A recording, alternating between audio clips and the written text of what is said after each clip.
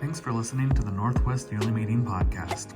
We hope that you find the conversations to be helpful and enlightening as you get to hear from those involved in the Evangelical Friends movement. Be sure to subscribe to the show so you don't miss when a new episode comes out. Now, enjoy the episode. As you can see, unfortunately, my co-host Jacob is not going to be able to join us this afternoon.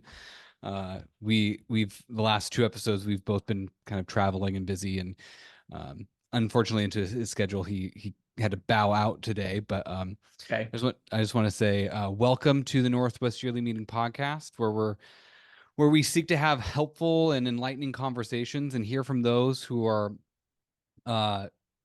in the Evangelical Friends movement, both here in the Northwest and around the world. And we're going to be kind of focusing around the world a bit on this today's podcast, where we're going to be hearing from the Howells, David and Tricia, right? Mm-hmm. Yeah. Well, welcome to the podcast. Thank you. I've never met you before, so maybe, and I'm pretty sure that there's probably those who are listening who don't know you very well. Yeah. Don't know you personally. So maybe tell us a little bit about yourself and how you're connected to the Friends and kind of about your ministry. Okay. I grew up down in Southern Oregon in Talent Friends Church.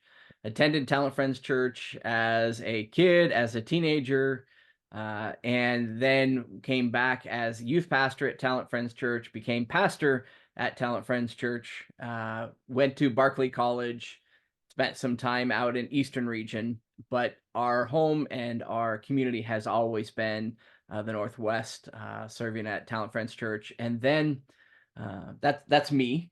Who you? I grew up in Walnut Creek Friends Church in California, and then when I was 13, moved up and joined Medford Friends Church. So been a part of Northwest again, like Dave, for a long time. So, and it's very interesting how we got involved in EFM, because with Evangelical Friends Mission, is I was pastoring at Talent Friends Church and sat on, at that point in time, the mission board for the yearly meeting. And we came up the Saturday before yearly meeting began for mission board meetings. And then we decided where we were going to attend church on Sunday morning. And it was all about the free pancakes being offered at Sherwood Friends Church. It's always the free food. Always exactly. Fit the budget. So we went for the free food, and Kathy Perry was sharing there about Ireland, and just our hearts broke at that point in time. And we knew that that was for us to be a part of the ministry in Ireland. We're officially approved in autumn of 2004, resigned at Talent in January of 2005, and began the process of preparation, fundraising, prayer support, team support, and actually arrived on the field in June of 2008. And so we have been there a little over 15 and a half years now. Wow. Wait, that's a long time. Yeah. I mean, like as a pastor, I like you hear people who they they go do ministry for a season, Right. Or but like 15 years is nothing to laugh about. I know lots of pastors who don't even make it, who get burnt out way before then. Yeah. No, it's definitely, we went over there originally because we had funding for 2 years. And so we went on the field for 2 years, and then God kept providing. And so they said, stay another year and stay. And so we ended up, then came back on deputation, and then we've been going back. And every time we prepare, when we come back on deputation, or even as we're preparing for deputation, is, Lord, is this season of our lives done? And every time it's like, nope, we're not done there yet. There's still more to do, and God's heart and God's desire for the people of Ireland is still burning deep inside. And so we're excited. We'll be here on deputation for the next 6 months-ish. And then we'll be heading back in summer, and we'll start our next term, and excited about the opportunities that God has in store. So could you tell the listeners what it's been like to be just like an Evangelical Friends missionary in Ireland, especially since I think there's for like a lot of people who there would be like, wait, I thought that Ireland's like, you know, a Christian country, and haven't they already heard? And Yeah. why would God want to send you to there when there's like all these other people groups who haven't heard? Like, Right. and just like what's it like being in a mission field in a context that you know it might not feel as, you know, different, or but it's definitely still a mission field. So what's that like? Yeah. Ireland is very much a post-Christian society. They were once the land of saints and scholars and the land of St. Patrick. Many people, we still talk about how the Irish saved civilization back in the day. There was a book that went around about how the monks helped write a lot of the Bible down and help translate and hold that. And so when the rest of the literature was being lost, they had these records. There is very much a strong tradition of faith in Ireland. However, over the last 50, 60 years, especially the last 20, 30 years, that tradition is just that. It's something they know about. That's something from the history books, something that they realized was there at one point in time, but it's no longer relevant. It no longer matters. It doesn't impact us. The majority of the Irish people no longer attend Mass. They no longer attend any church. The Irish tend to see church as a place that isn't welcoming. They've had a lot of struggles, a lot of things that have happened in the church that haven't been very good, a lot of damaging things. And so people equate Jesus with the damage of the church. And so over the last, especially 20 years, they have gone so far away that the fastest growing population is the unchurched, the non-church, want nothing to do with God, Jesus, faith. And so really our main goal is when you have such a hurting people group whose only basis of faith has let them down and really destroyed their faith, we have come alongside in a way to help them process their faith, to critically think through these areas that maybe at one point in time held sway, but they don't understand how it makes sense in today's culture. And a lot of what we have done is just walking alongside people, spending time with people, allowing them to see faith in action, not perfect faith by any stretch of the imagination, but to see faith in a real life, how you interact with people, how you deal with anger, how you deal with hurt, how you deal with disappointment. And as they are watching that and as we're having these discussions, it allows them to process that and ask questions to help them process through, can faith be relevant today when everything I've seen from the past says it can't? Yeah. I really resonated with what you said about like post-Christian culture and people responding to the like maybe disappointment or the hurt from like the church. Like like I'm sure some of the like the Catholic sexual abuse scandals and like those things that that are relevant both here at home in the Northwest and you know and all over the place, like that these have been real scandals that have been really hurtful for people. And like, because I find myself ministering in also a kind of a post-Christian sort of environment. I find that people aren't so much against faith per se, that they're not any less spiritual per se. I mean, there's always those people who are like, you know, ardent atheists, but I think that what I've noticed is that people are still interested in spirituality. As like as I see this evidence by things like I'm walking through the grocery store and I see like tarot cards and like weird like stuff like that I'm like, okay, so it's still like, I mean, which is distinctly not Christian, right, but definitely still people are interested in like spiritual things and that, or like if you talk to people like I have in like in a coffee shop or in a bar, they're and be like, hey, like, do you believe in God? And they're like, most people will say yes. Mm-hmm. And they want to have, they want to be spiritual but not religious. Yeah.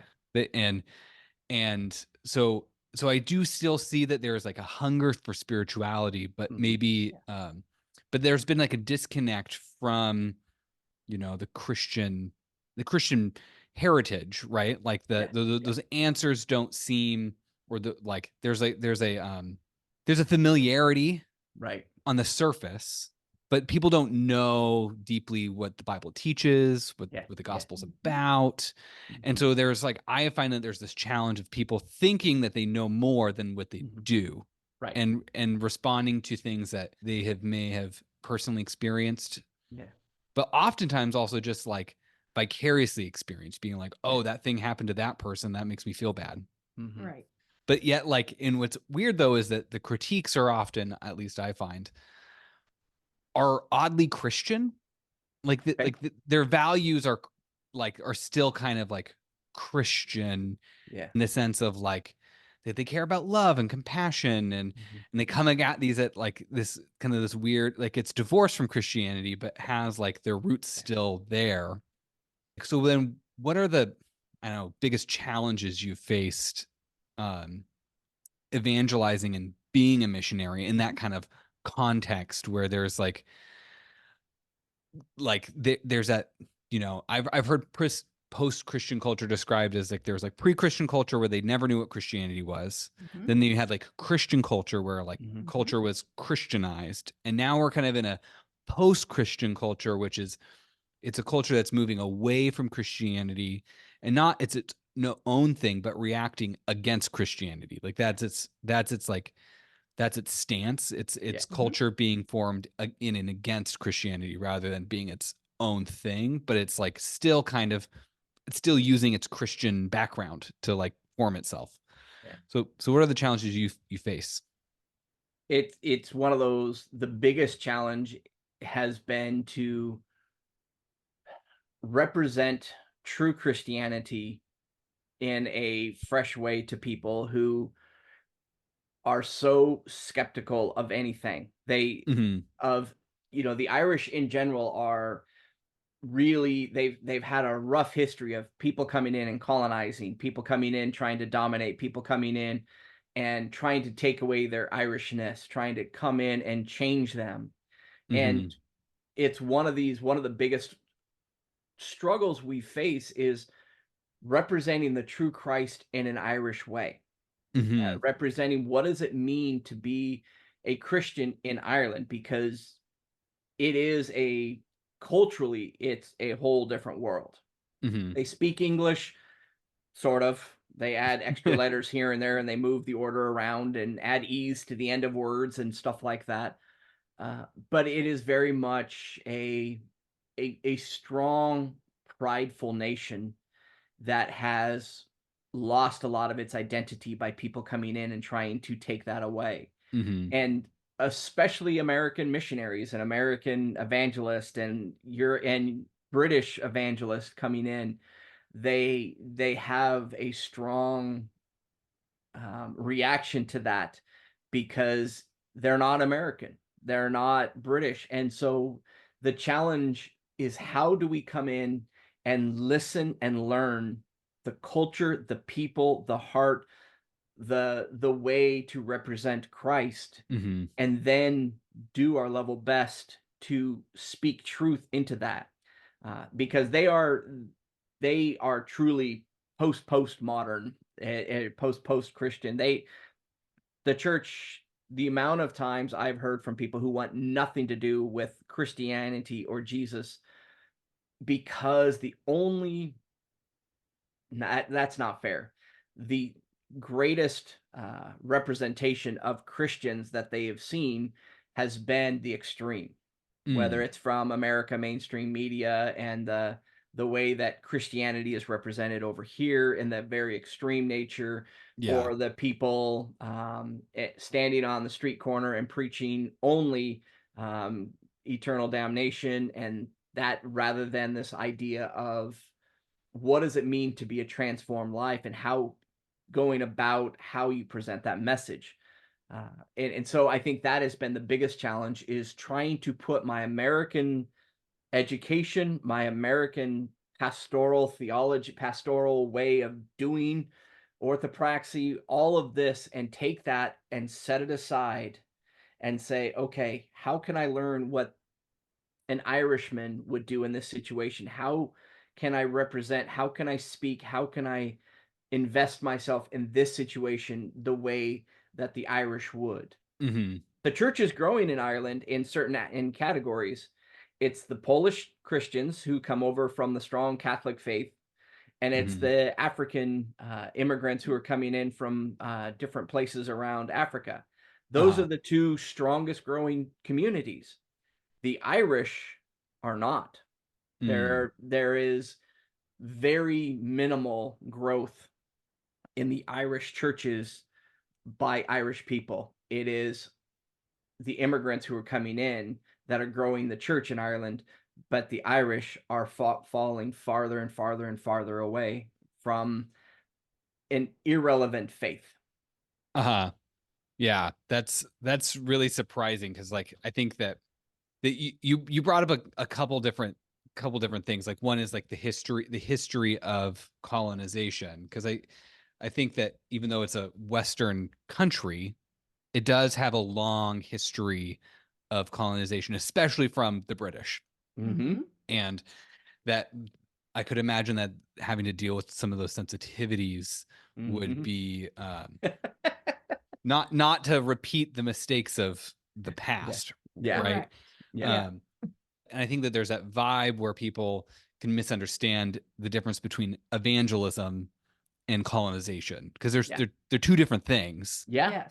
But I was just listening to this kind of came up in my like a social media feed. It was like on YouTube, and it was one of these shorts videos, and basically somebody was describing evangelism as being bad. This is a deconstructed Christian, and they basically labeled like all evangelism as like colonization. And I thought it was kind of like an interesting perspective, I guess. Yeah.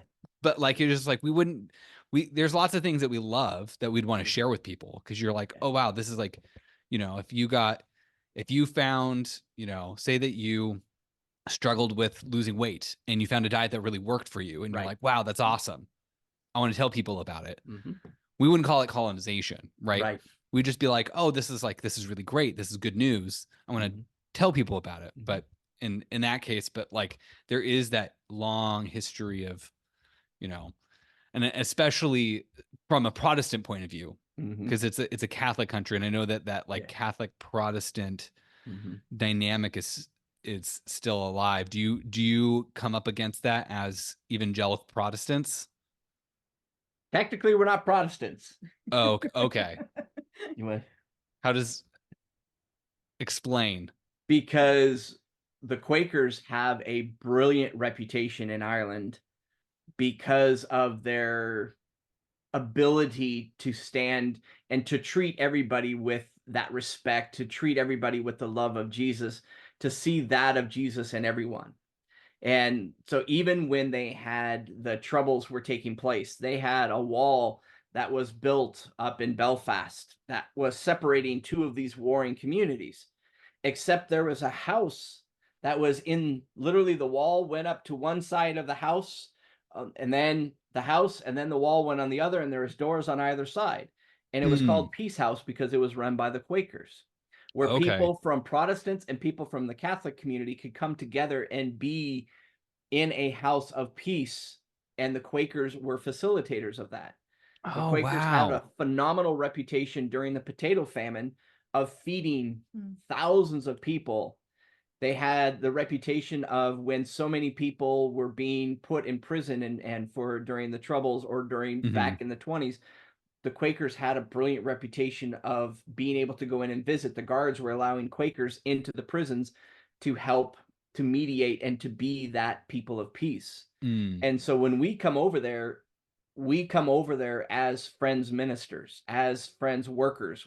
And that idea that we are not Catholic and we're not Protestant, we're Quakers, has allowed us to speak truth in that, And the fact that so many of friends say your faith is different than anything we've seen before, and it's just us trying to be the people of God as friends, as evangelical friends. What does that mean to live out a daily life as disciples? And that's really what we're representing. So we are Yeah. actually in a unique position as Quakers because they have a really strong reputation in Ireland. Mm. Usually when I say Evangelical Friends Mission is who we are linked into, I usually say evangelical, and I say it's not scary. It's Bible believing, Bible teaching, really simple and basic. And I say friends, and I say maybe you're familiar with Friends, but they're also Quakers. So usually people start to go, oh, I've heard that before. And then usually that's a positive opening, like Dave was saying, a rich history in the Republic of Ireland. Now, I don't know if you've experienced this, but I experienced this on a fairly regular basis here in the Northwest. Is when people hear, your friends or your Quakers, they think of they don't necessarily think of Bible believing, Christ centered Quakers as like a thing. They think of, are more the liberal theological relatives. Right. Yeah. Or So the do you oat box. or the The oats? Quaker. Yeah. I mean, I remember the first time I started being like, yeah, I'm a Quaker. People were like I remember I had my mom be like, so do you have to wear one of those funny hats? Exactly. Yeah. No, that's Amish also. Yeah, but Sometimes you have to explain. Yeah, we're not a brand. But I have found that when I've talked to people, there's been a lot of misunderstanding, especially I'll have people being like, so what do you believe? And people being concerned or Right. Have you had to face any of that sort of trying to distance yourself or distinguish yourself? Yeah, that was part of our goal when we decided we were going to go for 20 years. That's what we thought, because we'd heard it takes a long time for people to get to know you. And we thought, okay, we want to let people get to know us. We thought we'd plant a church within a few years, no problem, work with the other missionaries that were there. But immediately after we landed, we were hearing people talk about us in the community, and the neighbors were hearing people talk about us and saying, those Americans, are they a cult? Like, what do they believe? Oh, they're scary, those Americans. And we heard that so often that we thought, all right, we need to really, really step back and let people get to know us as human beings, as friends of the people of the Irish. So that was one of the culture shock experiences for me. I think one of the things that we have found is the majority of the people don't know what Friends actually believe. They really don't know what a lot of Protestants believe. They would be more familiar with their Catholic heritage, but they would be familiar with some Protestant beliefs, but they really don't understand where Quakers stand. They just know they have this phenomenal, rich, deep history of being the hands and feet of Jesus. And so we get to come across and share, well, what do you believe? Well, let me share you, let me tell you, let me share with you, so we're able to lay that foundation because they don't have a working knowledge of the theology of Friends. They come from a basis of the Friends are really cool. And then we get to say, do you know why they did all that stuff? It's because of the love of Christ flowing in them that they poured out into the community. And so it's kind of that great way to use who we are in our identity as evangelical friends to define who we are rather than it being defined. Like here, you're right. A lot of people have that idea of Friends is different. It's maybe not the evangelical friend side. There is a big distinction where Ireland, they know Friends, but they don't know what they believe. Yeah. And I know for example, Britain Yearly Meeting is very theologically liberal and there's kind of a reputation in that they're well-to-do super progressive types. So I didn't know if there was a kind of because that's what you see on the internet. And I just didn't know if that was a thing that you come up against, or is that it just is it sounded like you answered the there is question. an Ireland Yearly Meeting that would fall more into the line of kind of with British Yearly Meeting with that theology.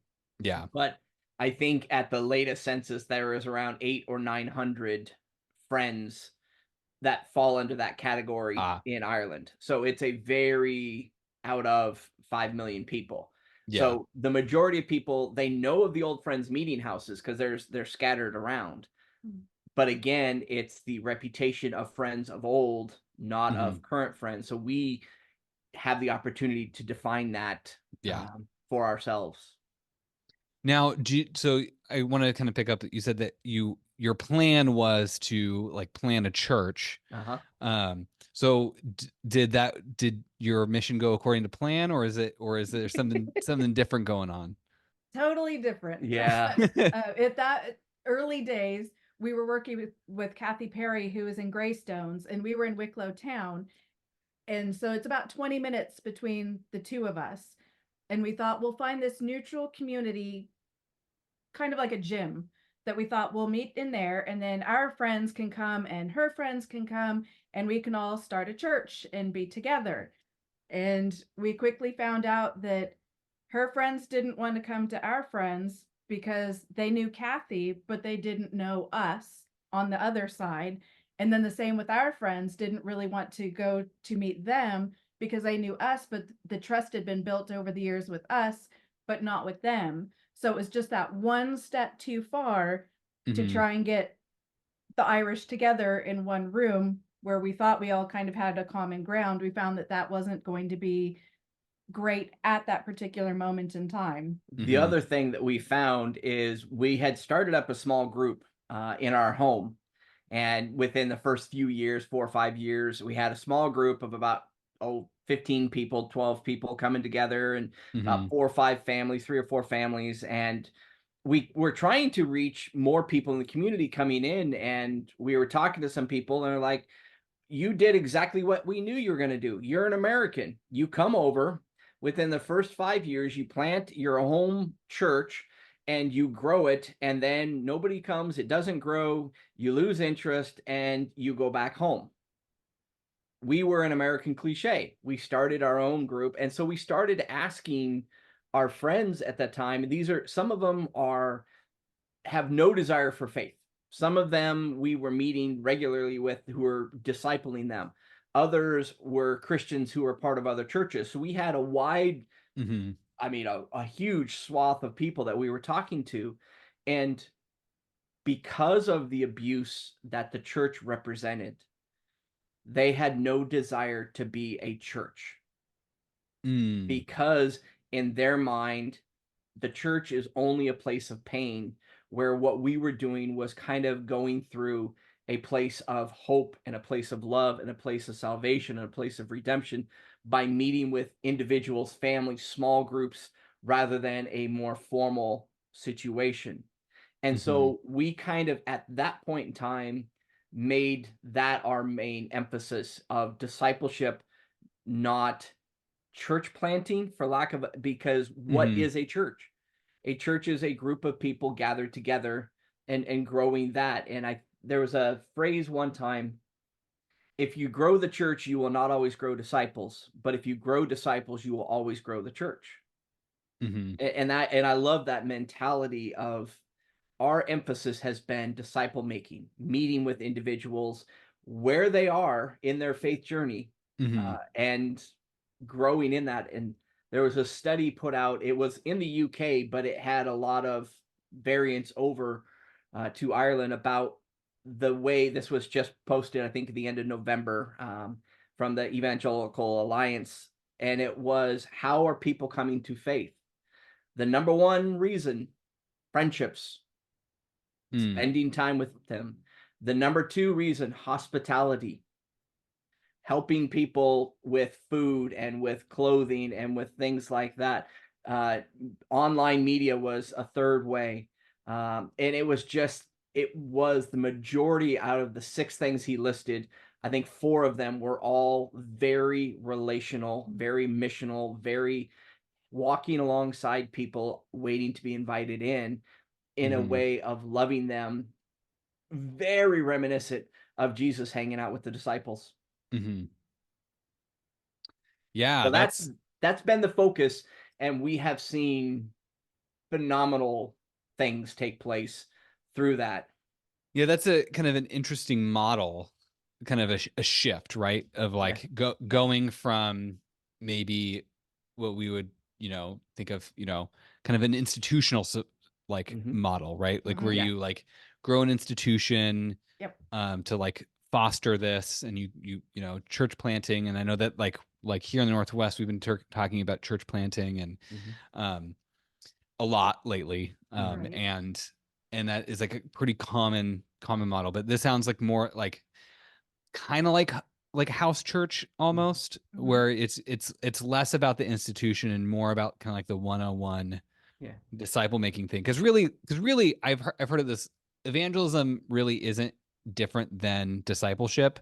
It's just where you're hitting on the spectrum that like really like you can be discipling somebody who doesn't know Jesus to get them closer. But like even when you're saved, you're still being discipled, right? So it's like it's just like evangelism to, I don't know, like to the end goal of discipleship is really like it's all being evangelized, right? Like all hearing the good news and becoming more like Jesus. So it's like wherever you're on the spectrum, that's what church is, right? And we've also learned, because we know of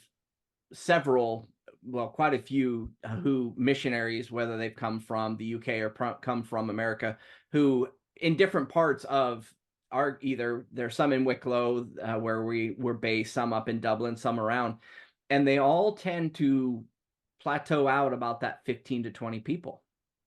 And it's very interesting to see that there is something about that, okay, why is that? And it's because once it gets past, this is my interpretation, right, wrong, or indifferent, this is my interpretation. I feel like a lot of times, once it gets past that certain point, then it becomes a formal church, where up until that point in time, it's a group of people who are gathered together. It's just a group of friends who are there discussing Bible, maybe praying for one another, talking through their struggles. Home church, home communities, small groups. But I think there's also a sense of less vulnerability when you're in a bigger group and you share. You're more vulnerable. Smaller group, you've built up that trust where you're able to share deeper, so you can ask the questions that make you look stupid in your mind. But of course, everybody else in the room has the exact same question, so you're just speaking what everybody else is thinking. But if you're in a larger context, you wouldn't have the freedom to do that. So they don't want to put themselves where they're going to be embarrassed and look, nor does anybody. None of us like to feel stupid. No. Even though it's not, but it comes across that way. So I think that's something that I've seen as well over the years, watching different groups come in and seeing how that plays out. Yeah, and I wonder if is that like a trend that will be here too. Like, is it easy? Will it be easier to disciple people, more one-on-one and in small groups than doing like big churches? And if that's the case, then like, how are we going to organize ourselves? Yeah, exactly. And I think part of it is also removing the stigma of success and failure when it comes to ministry. So then how, like, okay, that's you bring up a good point about like, how do you then decide what is successful? I'm the wrong person. I feel like I fail all the time. Like, Lord, there should be more going on. There should be. But really what it comes down to is I remember we were in down in California when we were officially approved as missionaries, and somebody asked that very question. In this very missional mind frame, how will you know if you're a success? And my answer at that point in time is still as valid today as it was then. If I can lay my head on my pillow and say, Lord, have I done everything you have asked me to do today? Then today was a success. And it's that sense of being very intentional of putting ourselves alongside people, but trusting that the Holy Spirit is going to open up those opportunities. And when they do open, which they do every day, am I faithful to walk through them? Whether it's just a simple word of encouragement, whether it's somebody who I have a relationship with. Hey, I know in the past we've talked about X, Y, and Z. How are we doing? How are you? You asked me that question a few weeks ago about this in the Bible or this Bible verse or this. What did you think? Have you been thinking about, so it's that idea of walking alongside and being very intentional. Lord, what do you want me to do today? And so that's how you kind of equate success is, am I doing what God has called me to do? And Yeah.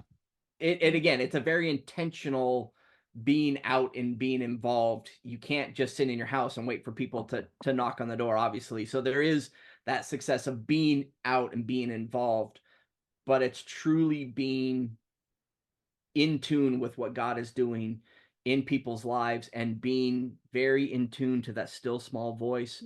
Yeah. I want you to go over here today. And when you do, watch what God does. So you kind of brought up, I think, a really good point about like getting out, right? Mhm. Because I sense this, and this is maybe because like I'm a pastor and Mhm. I'm often around just other Christians, Mhm. and there's that struggle of like, how do you get out? How do you meet new people? How do you like start those new relationships Mhm. to like as a potential as for the gospel? Yeah. So like how do you kind of like make connections?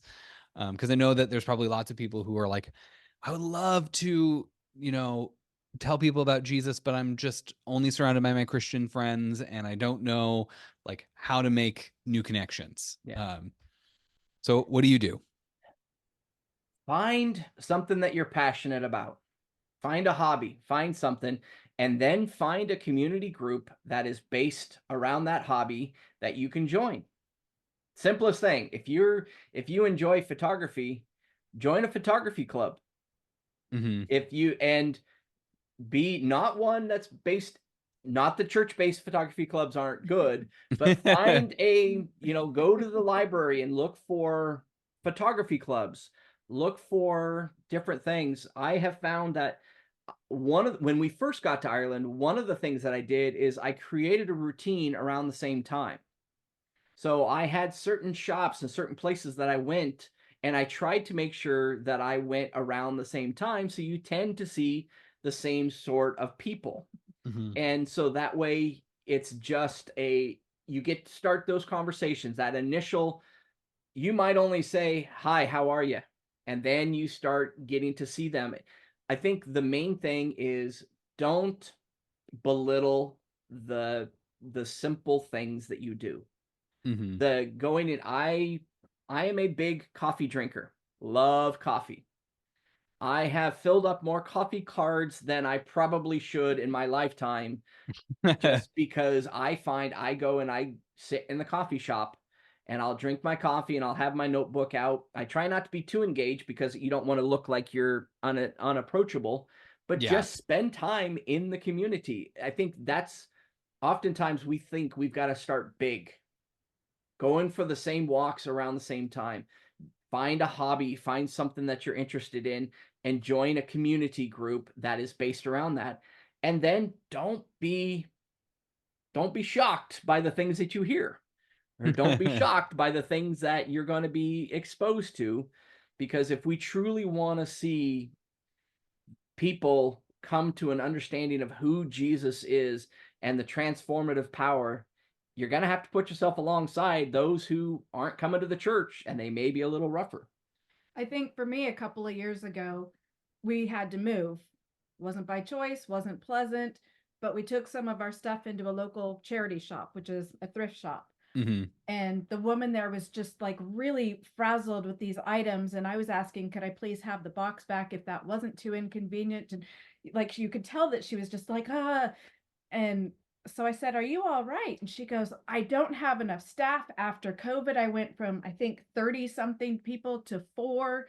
That's all she had for the week. And she's like, I'm Wow. just I'm going. So I was like, okay. So we moved and I went back and I was like, could you use a hand?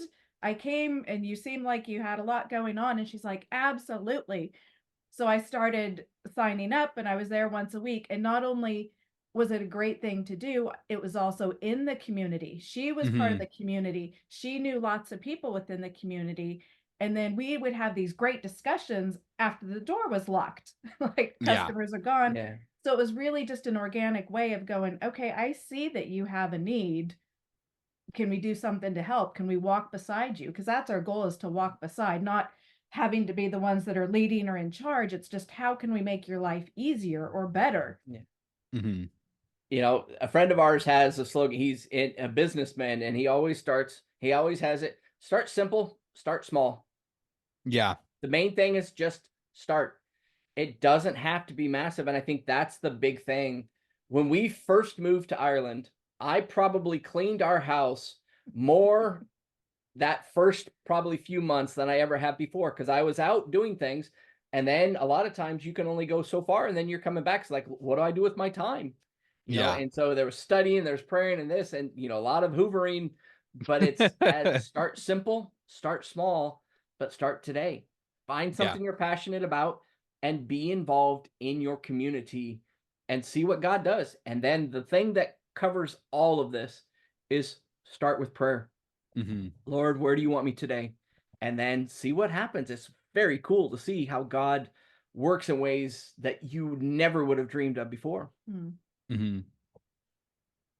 What were some of the most successful strategies you've had ministering to people in this, like, kind of this post-Christian culture? I know that we've been kind of talking about it, but is there any other things that you're just like, oh, that one?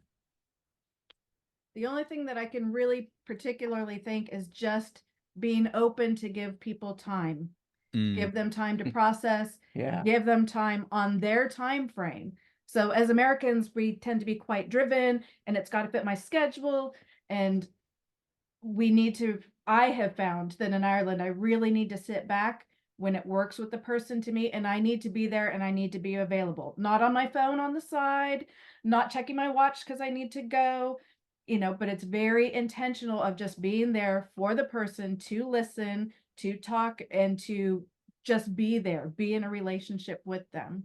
Mm-hmm. It's a very cliche answer, but we were just meeting up with Bob and Lisa from Sherwood this morning, and we were talking about a church that I did a missions when I was living up in Newburgh a year or two ago, back in the 2000s. And there was a mission conference, and the gentleman was how you're going to reach every one of your neighbors for Jesus. And there's one foolproof way that you're going to lead all of your neighbors to Jesus. And I want to hear what he has to say about this.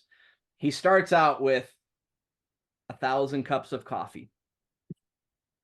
The strategy, the one thing that we have seen, it goes exactly along with Trish. It's letting people move in their faith journey at their pace, not driven by my results-oriented nature. Mm-hmm. And that sometimes will drive you absolutely batty, because you may have this intense, deep theological debate that goes to the core of some of their heart's issues, and they won't bring up faith again for 3 months. Because they're still wrestling, and they need to come to you on their terms. And it's that, and my job is to be patient and allow them to process through. 3 months later, we're going to go down and we're going to go deeper. And then they might not hear, we still talk every day or every week, or you still have that, but it's not that same. You have to allow them to process at their time. And when you allow them to come to it in their own time, then it's deep, it's rich, it's firm, it's solid, and it will continue to grow. And then you'll see that bear fruit in other people in their life. Good stuff. Yeah. Yeah. I mean, I think that's something that's hard, is that, faith isn't like I think that there's the sense we want results, right? Absolutely. But sometimes but it can be a long process. Right now I'm reading Augustine's Confessions, and it's been really good. And one of the things that I didn't fully appreciate was how long of a conversion process he had. So it's like, we think of Augustine and we go like, oh, one of the smartest people in our church, like in church history, and we kind of like look up to him as like, like like one of these like great guys, but then when you like read his book, which you're like, wow, it took him like years of just like traveling from all over the place, like dabbling in heresy, but like kind of what I'm talking, like he moved from Carthage to Rome to Milan, and he was just like slowly being eaten away by his doubts. Yeah. And like how like, so he was a disciple of Manchi, which was kind of like a heretical group back in the third and fourth century, and he was like, yeah, but some of this stuff doesn't make sense, and he just kept like, and it took years and years and years until finally like he, you know, got to, I think it was Milan, and met St. Ambrose, and Yeah. and and I don't think we fully can appreciate that can be the way we live. Like that's just like human nature, is like sometimes like it takes a long time, and we want results now, right? Like we're very instant gratification culture. Maybe that's because of like, you know, us and McDonald's here in America, but there's like this, and you know, Amazon Prime where we get 2 day shipping, and we're just like, we want results now. Yeah. Exactly. And but that's the thing that I think we sometimes have to fight, is that that's the really good looking thing to Americans. Like you see the results, you see the numbers, you see all this stuff happening, and that's great and that's amazing. And we get all excited about that, which is great.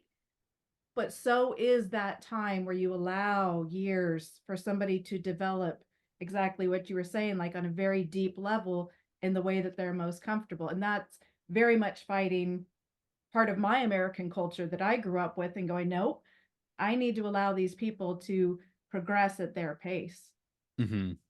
Oh, I was going to say, it's also sometimes very frustrating because you know the answer to their heart struggle. Yep.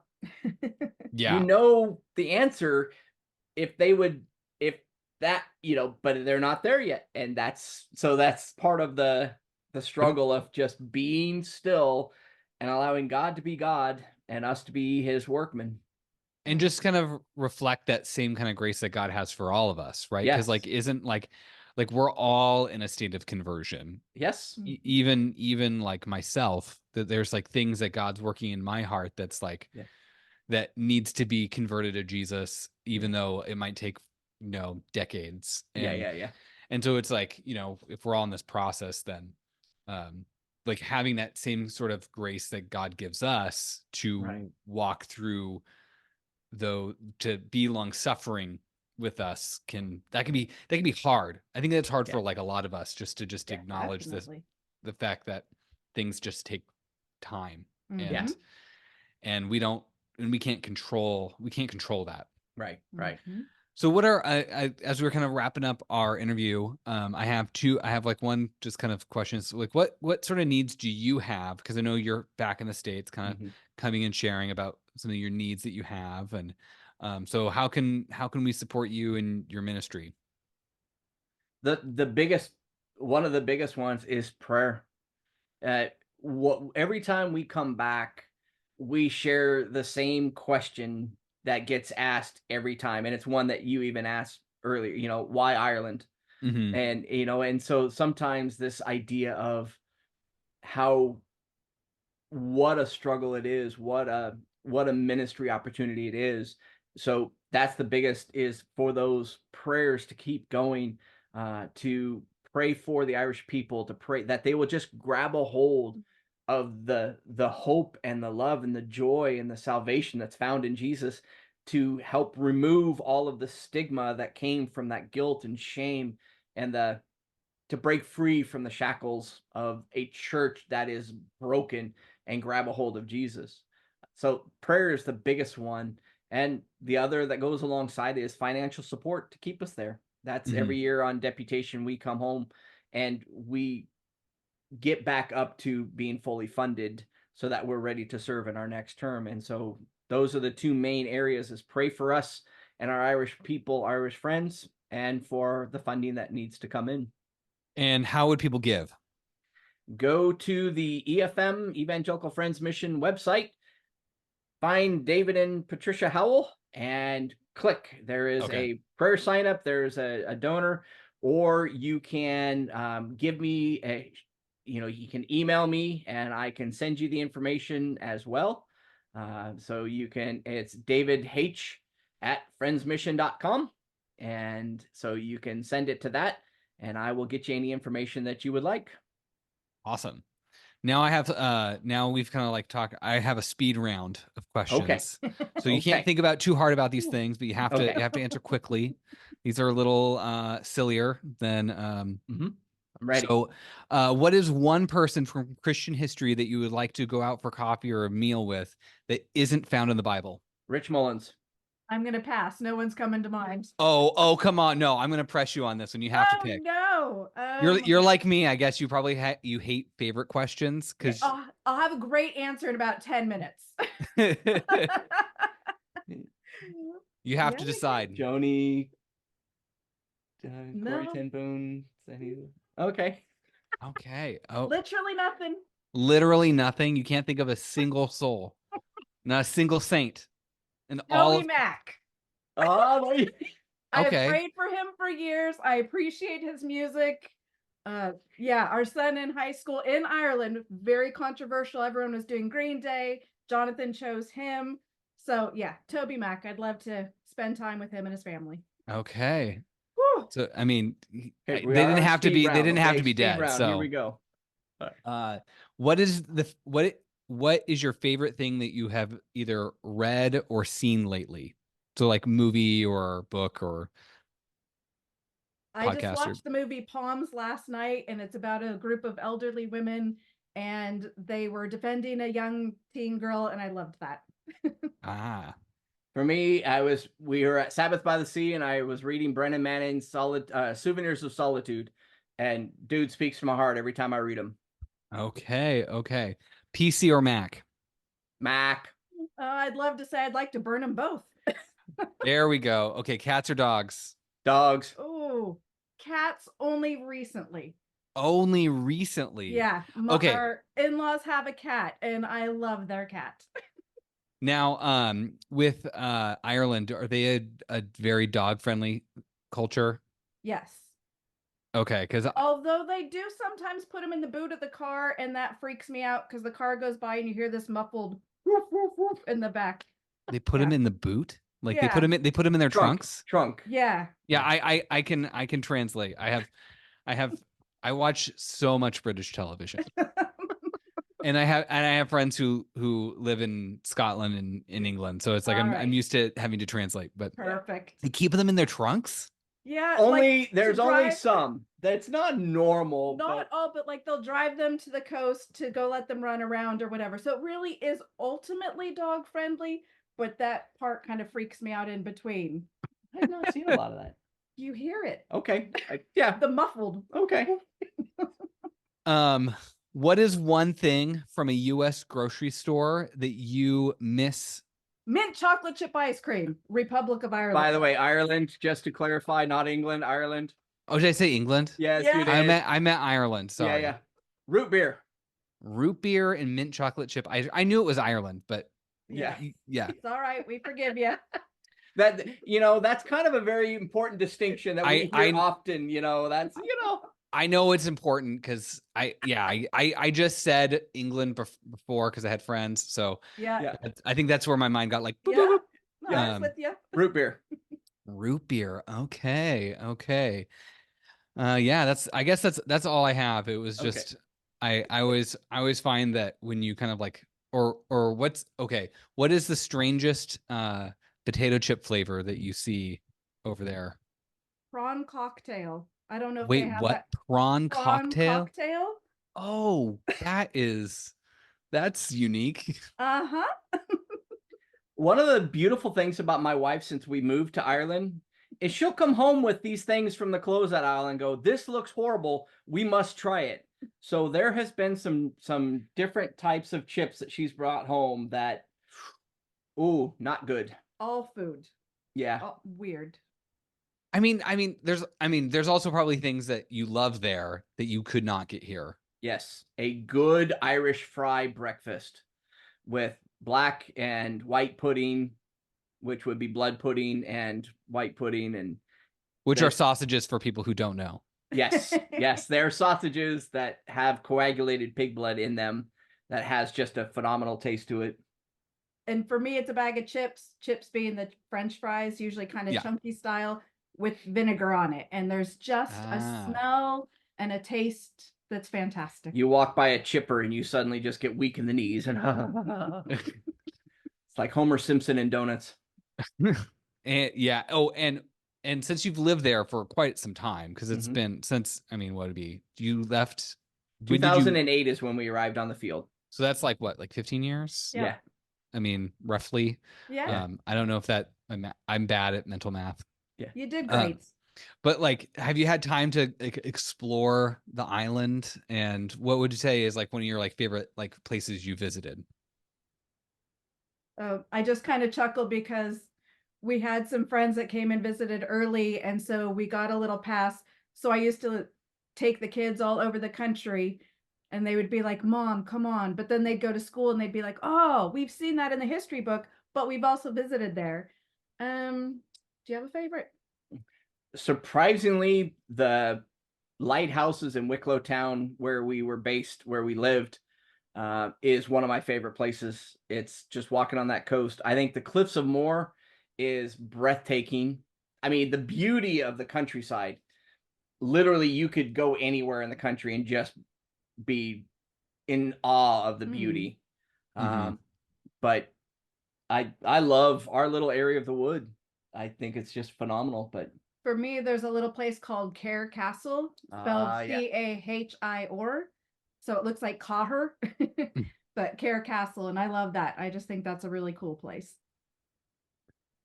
Well, it's been nice to hear from you, and I won't keep you for any much longer because we've been going for quite some time, but thank you for coming in and sharing about what's been going on with your ministry and your successes and the challenges and why Ireland, because I know I think that's just a big question, I think, for a lot of people. And well, thanks so much for having us. It was lovely to meet you. Yeah, I've been really hoping to get some more of our like missionaries like on the podcast to kind of get a different perspective, because it's like, you know, when you live in a little tiny part of the country, and so it's whenever I can get people who are like, you know, from different places, I'm always like, yes. Nice. So cool. it's been a pleasure, and we will hopefully stay in touch, and maybe you can come back another time. Sounds good. Sounds brilliant, Austin. Okay. Well, I will sign us off. If you have enjoyed this content, please like and subscribe so we can get a good review and kind of get it up there and kind of up and boost the algorithm. And and thank you, and we'll see you next month. Once again, thank you for listening. If you enjoyed today's episode, be sure to share it with others. Please rate and review the podcast so others can find it.